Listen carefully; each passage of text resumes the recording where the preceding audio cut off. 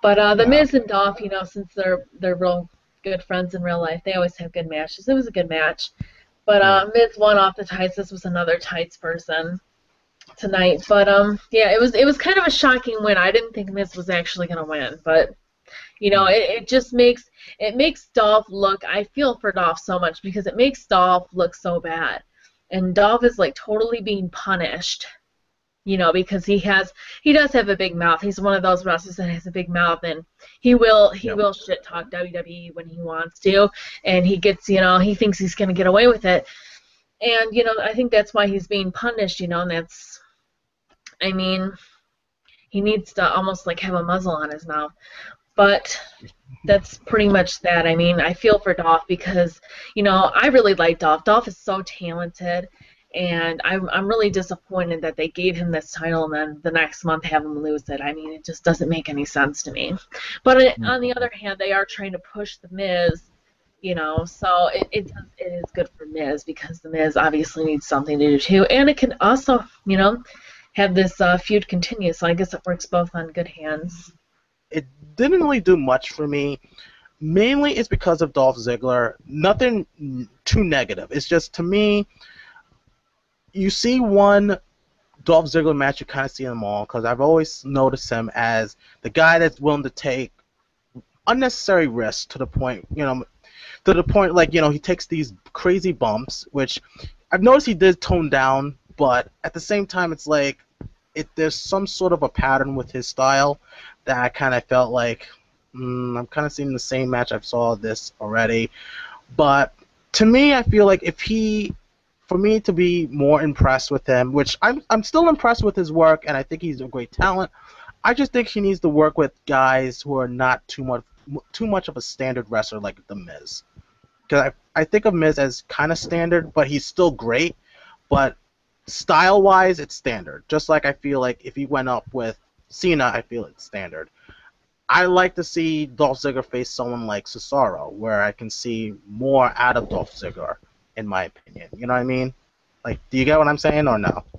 Definitely. I definitely can understand that, and I can see where you're getting that from, you know, with Dolph Ziggler, because he is kind of, he trained himself, obviously, and I think that's another reason why WWE doesn't like him is because he trained himself. They don't like, you know, guys that obviously, and this Seth had this problem too, they don't like it when guys either come from the indies or, you know, they train themselves, you know, for them to pick them up and they don't want to listen, you know, they want to do their things their own way and they hate, you know, trying to teach them their way, the WWE way.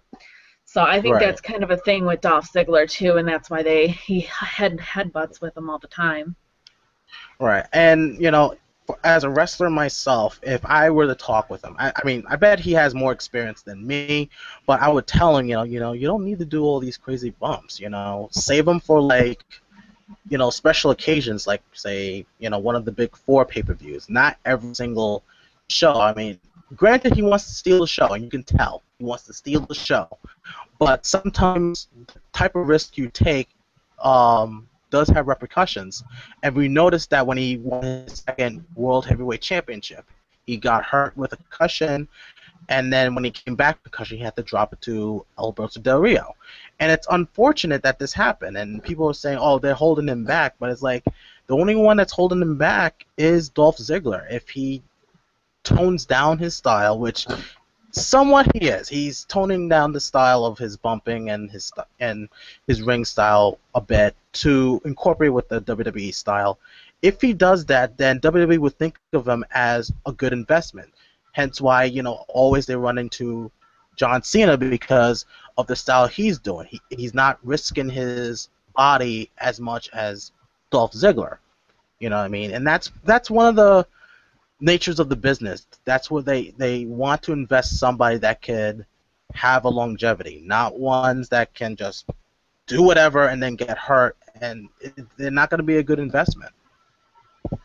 Yeah, he definitely has had his share of concussions lately, and I mean he's gotten better with that, but he got like what 3 concussions within like a few months. Yeah. It kind of reminds me of Corey Graves too, and that's a shame too with Corey Graves because I think they said that he can't be a wrestler anymore. They still want to keep him, but they want him to do something else because he's already had 2 concussions this year. And that's a shame too Yeah. because he's another great talent. He's actually one of my favorites from NXT, but I mean, it's just like you got to be careful. If I want to put my body on the line, I'd obviously do it at like WrestleMania or SummerSlam or something big, like that. I wouldn't do it at like, just a random Raw or something like that. I mean, it is good to, have a good match and everything and bring out your best and everything like that. But it's just like if you want to do that every single time, your career is going to be cut short.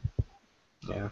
Perfect example, McFoley, unfortunately, I mean, he could have stood, he could have still wrestled and even do that program with Dean Ambrose, but because of the risk he took, it did shorten his career. I mean, he lived a full good career, but to say like, I want to come in and wrestle every once in a while and put people over, he can't do that anymore because of the style he chose to do. And those are one of the things, sometimes you have to choose the right style to either incorporate with your character, but you have to understand there's always going to be consequences of the decisions you make in professional wrestling when it comes to your style.